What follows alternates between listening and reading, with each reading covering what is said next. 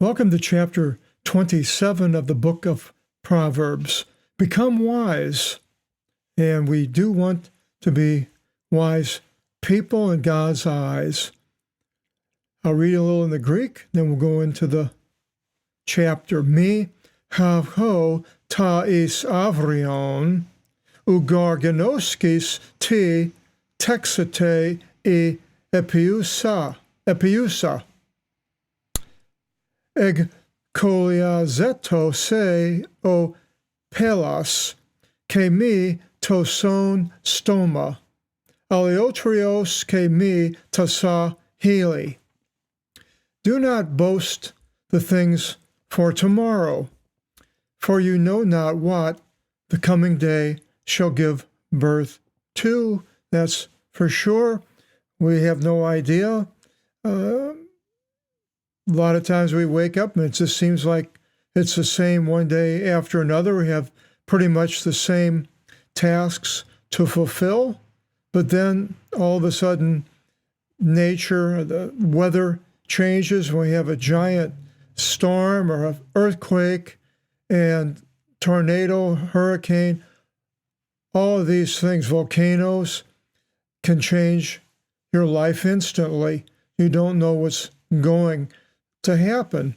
So we really need to put our trust in the Lord that He's going to take care of us through these times that are going to happen. They happen to everybody. The rain falls upon the just and the unjust. So if we think that just because we're walking with the Lord, that nothing bad is going to happen to us, then sadly mistaken. So don't boast the things which you're going to do. It says that in the New Testament about going out, and don't say you're going to go do certain things this for business, and you really don't know what is going to happen. You should say, God willing, I'm going to be doing this, God willing. And we wake up in the morning and we say a prayer to the Lord to bring us through that day. Let the one near you laud you, and not your mouth, a stranger, and not your lips. And basically, bragging is what it's talking about here. Don't go bragging. If you're doing something that's good, then let someone else say that and not yourself. And Jesus brings out things like that in the New Testament about bragging and so forth of what you're able to do, and because you're basically given the ability to do it because of God. A stone is heavy, and sand is hard to bear, but anger of a foolish one is heavier than both. And hard to handle. A heavy stone is hard to handle, and a sandbag, but the foolish one, it's like, oh no, how can you handle him? Rage is unmerciful, and anger is sharp, but nothing stands before jealousy, and that's for sure. Jealousy is not a good thing, but it's very natural. Some people have jealousy more than others. Is it good to be jealous of your spouse, or you could be jealous of somebody's status in life or their success compared to your failure? If you see that, there's all sorts of jealousies. The zelos is the Greek word. We have a zeal, but zeal is actually, you have zeal to do something is good, but the negative would be jealousy. Nothing stands before jealousy. Revealing reproofs is better than hiding friendship. Telling somebody what they need to hear rather than keeping it and not saying anything and let them go on the wrong path or make a mistake. It's not as good. You should just tell them. More worthy of trust are wounds of a friend than voluntary kisses of an enemy. And a friend can tell you something you might not want to hear, but they're worthwhile to hear them, and they're from a friend. And an enemy can say really nice, wonderful things like kisses, but they're lying and so forth, and so it's not good when an enemy tells you something good compared to a friend that tells you something bad. A soul being in fullness mocks honeycombs, but a soul lacking, even the bitter things appear sweet. So somebody that has everything can mock something that's good, but yet a person that doesn't have these good things is these things that the other person is mocking can appear to be good to the person that's lacking. As a bird, whenever it flies down from out of its own nest, so a man is enslaved whenever he estranges himself from out of his own places. So I mentioned before, basically, your place is a safe place for your house and your family, being around them. Going somewhere away from them it puts you in a more vulnerable position than being around your own friends and family and house and home and city and so forth. Perfumes and wines and incenses make the heart happy. Your friend or paternal friend you should not abandon, but to the house of your brother you should not enter in adversity. Better a friend near than a brother living far. Well, if the brother is walking with the Lord and has the best thing for you, it would be better than a brother that does not walk with the Lord. But I'm sure we could say if a brother was walking with the Lord and the friend wasn't, then it would be the opposite. Become wise, O son, and that was the title of the chapter, that the heart should gladden me and turn reviling words from you. And now, who is the me? God or Solomon, or both?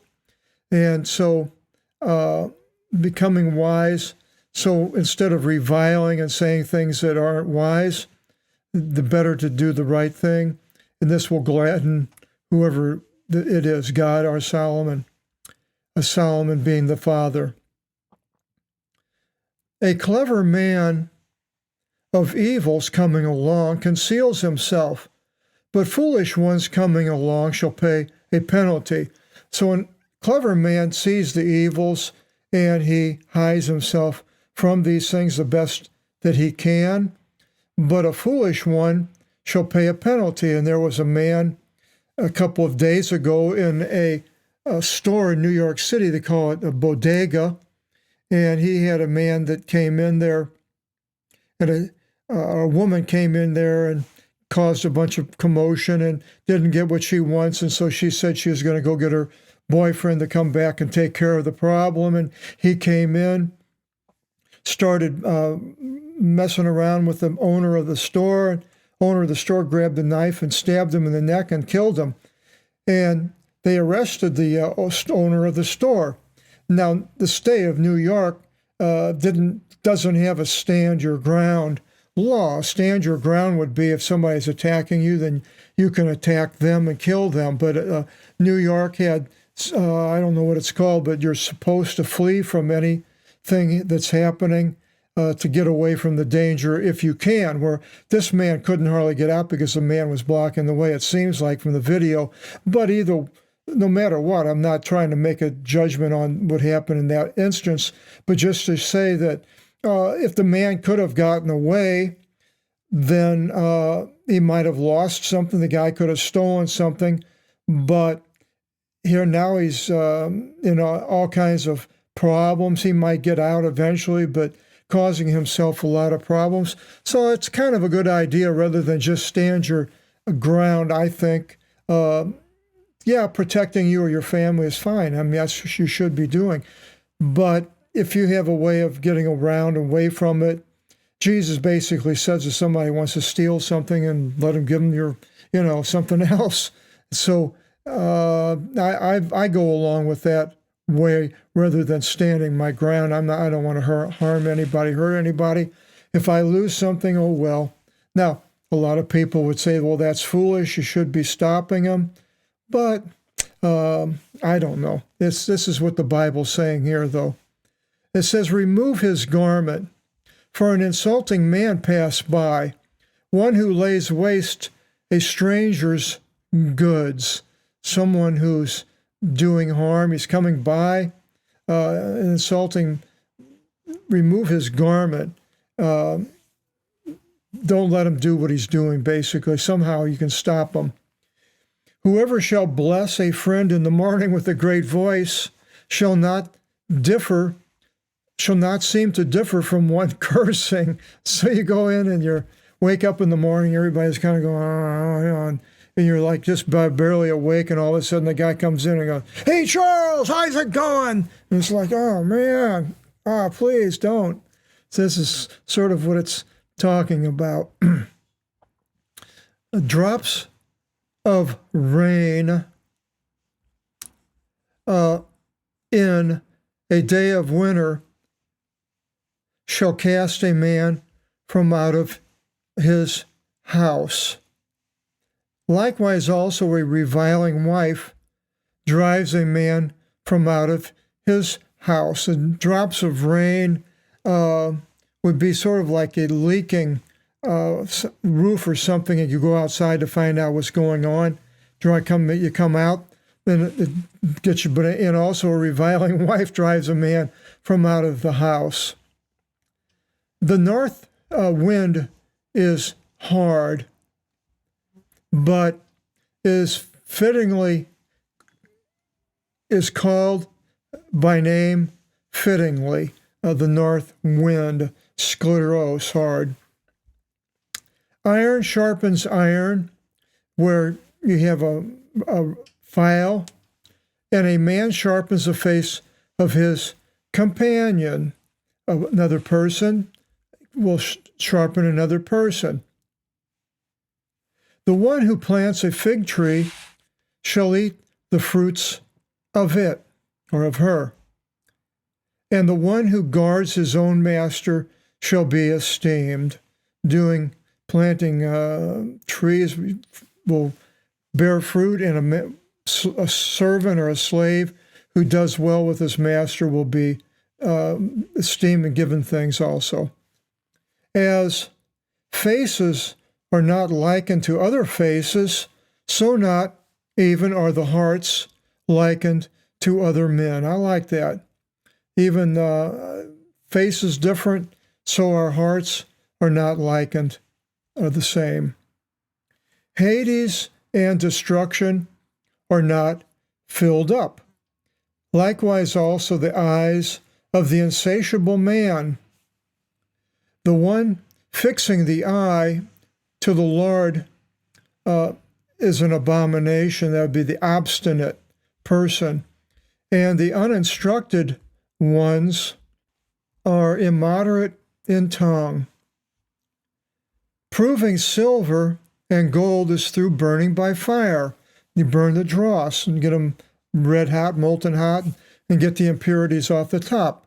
But a man is tried by the mouth of one's lauding him. It's proven by other people's opinion of you, of myself. If you whip a foolish one in the midst of the Sanhedrin, dishonoring him, in no way shall his folly be removed, because he's a fool. Knowingly, you shall recognize things concerning the lives of your flock, and you shall set your heart over your herds. God wants us to take care of the animals that are around us. and I live in the city, don't have cattle and sheep, any of these. We only basically people walking dogs. And I had a dog, Arlo, and used to walk him, but now I kind of like, I kind of feel sorry for all these dogs. Every time I see a dog, he's always pulling, trying to get to do something he wants to do, but he never can because he's always leashed. And I feel sorry for the dogs that aren't allowed to go free. I read where the Iranians consider walking your dog Western immorality. And they may be right. For might and strength to a man are not into the eon, nor does he deliver it from generation to generation. You can be wealthy. Yeah, you might be able to get it to your next generation and on down. But might and strength are personal attributes, and they are not transferable. The son or a daughter might be the opposite of you in temperament, not have the willpower or the ability to continue things strongly in strength, and is a weaker person. Happens many times. Douglas MacArthur, famous general in the United States Army in the Second World War, 5-star general. His son was not anything like that, and his son didn't like being put up as far as seeing him compared to his dad, and changed his name so that wouldn't happen.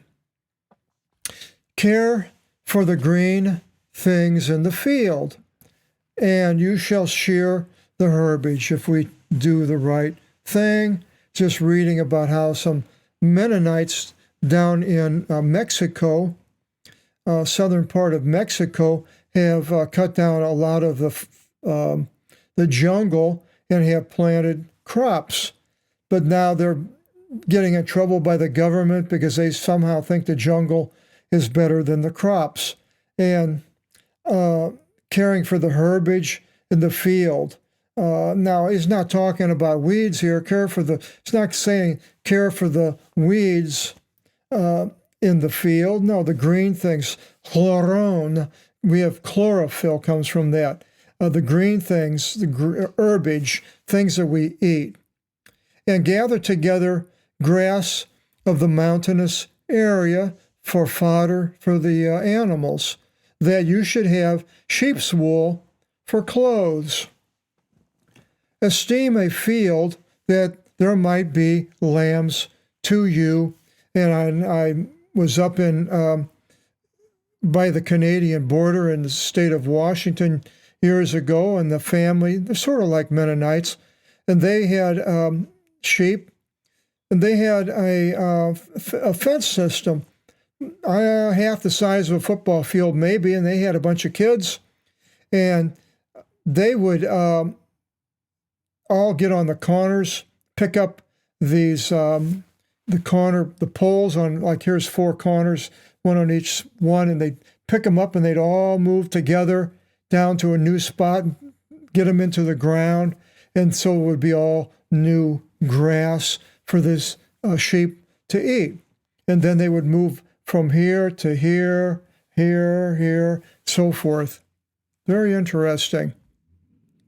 O son, you have strong sayings from me for your life and for the life of your attendants, and the attendant is a theraponton. We have therapeutics comes from that. Strong sayings for your life and for your attendants. I like to think of us as being the attendants of God and the things of God we are given in these Proverbs. Chapter 28, the folly of the impious. We'll find out what they're doing wrong in the next video seminar. Hope you'll join us. Till then, God bless.